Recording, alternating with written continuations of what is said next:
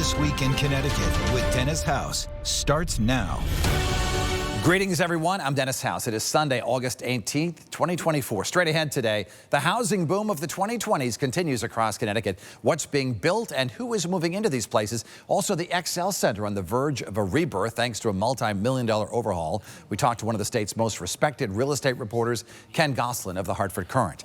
Plus, a remarkable way to honor the legacy of fallen state trooper Aaron Pelletier, the brainchild of radio host and former Major League Baseball player Rob Dibble, who'll talk with us today. Also, now is the time to start thinking about next year's tax return. Accountant Joel Nowakowski will join us, and a new theater group launched, and they asked me to write a play for them. We'll take a peek at that.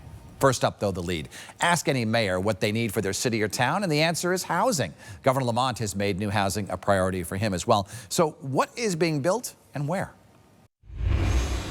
And joining me now is one of Connecticut's legendary reporters, Ken Gosselin, who's been now at the Hartford Courant for 36 years. That's amazing. That's great. And I always enjoy reading your column, and I have for many years because you're reporting, because you love to cover development and real estate, which are topics I find very interesting. So what exactly is the status of development right now in Connecticut, would you say? Well, if we're looking in the greater Hartford area, if we first start maybe in Hartford, over the past 10 years or so, about 3,000 new apartments have been added. So a significant number in trying to increase residency downtown.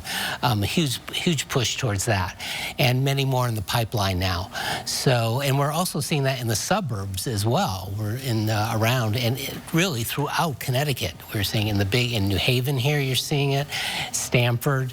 And the interesting thing about the new development is that these apartments are all leasing, and there's so many of them. And they're expensive. They are expensive, yes. When I first moved to Hartford, I think my rent was $650 for a two-bedroom in 1992, and now they're like well over $2,000 for something like that. For two bedrooms, you could almost push near $3,000, and that's just the base rent. That doesn't include the amenity fees if you have them in your building, parking. So it can get up there. There does seem to be a trend if you look at Hartford, Stamford, as you mentioned, and New Haven, and even Waterbury. They're building these apartment complexes, and they're filling up really quickly. Who is moving in? From my conversations with developers, you would think, okay, we're taking from other buildings, from older buildings and moving in. There is some of that, but I'm told that you're seeing from out of state people come in, and you're seeing people from, in Hartford's case anyway, you're seeing from some of the suburbs moving in. So it's not what you might think, or at least what the developers are telling us. Yeah. I want to just, I'll mention one developer whom I happen to know, and that's Randy Salvatore from New Canaan, who's investing heavily in New Haven and Hartford. And if I was 25 years old, I would be living in the one he just built next to the Yard Goat Stadium, because it has a pool and, you're overlooking a ballpark. But here's a Fairfield kind of guy who really believes in the cities of Connecticut. Tell me about that attitude, where you think that comes from. He has had tremendous success, and you mentioned the development in Hartford. When I first walked in there, pool, cabana, downtown. Okay, yes, I am. So, but he really has a very optimistic attitude.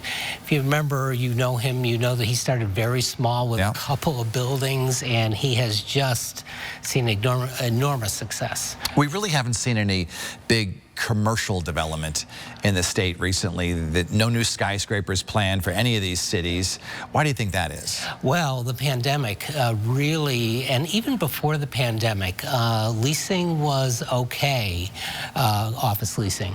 But once the pandemic came and more people started working from home, in Hartford in particular, you saw the vacancies go way up, and it is a problem that is sitting there right now as to what to do with these buildings. There's some thought some of them may be able to be converted to apartments, but some of them don't necessarily lend themselves to apartments. So, okay, so what do we do with these buildings? So it is a real problem that cities have to face, in Hartford in particular, because they were so, it was like a downtown office park, people have called it. Yeah. And while there were some efforts to do conversions to apartments, which there were, there still is a lot of office space. And what is the trickle-down effect? Because I was just reading recently that I think Insomnia Cookies is opening in downtown Hartford, and quite often little chains will come after the people move in. Are you seeing a lot of that? Yes, actually, we are in Hartford in particular. Pratt Street, which you were probably familiar with. For 20 years, I would write about that street, and I would say never has reached its full potential because it's a beautiful street. The architecture is just gorgeous there. And I think I'm now finally starting to see some steps in that direction. And certainly there has been public money that has helped that, and that was very critical to that happening there.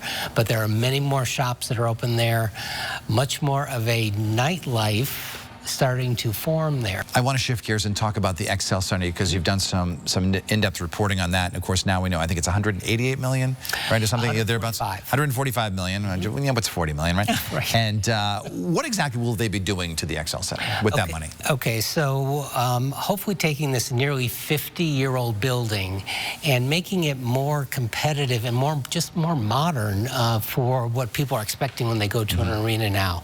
You know, bunker suites, which are right down. People tend to want to be close to what's happening now. It's called loge seating, where you have seats and little tables, and you have club seating. And so all those different ways of kind of attracting people. And the big thing is you can charge more money. And the building just needs to have more revenue coming into it. You know, they're going to do, you know, air conditioning and heating and those type of things, new roof, the things that are not sexy. But the whole idea is to change the way the building is run so it doesn't have to be subsidized as it has been every year by the state. And one of the key things that the governor mentioned was that he hopes to get more concerts at the XL Center. And of course, used to be that all the concerts went there until Mohegan Sun came along. And so the belief is that they'll be able to attract some of those? Yes, Oakview Group, OVG, says that they believe that with the changes that are made there, new stage, you know, modern rigging, lighting, everything that, you know, concerts, I don't know if you've been to a concert lately, but there's so much going on that they just need much more, you know, power coming in. And they say that they can get 30 concerts a year there, they believe, once this is completed. So it's, you know, it's going to be a year and a half or so. You know, during the pandemic, Hartford lost a lot of hotel rooms that became apartments.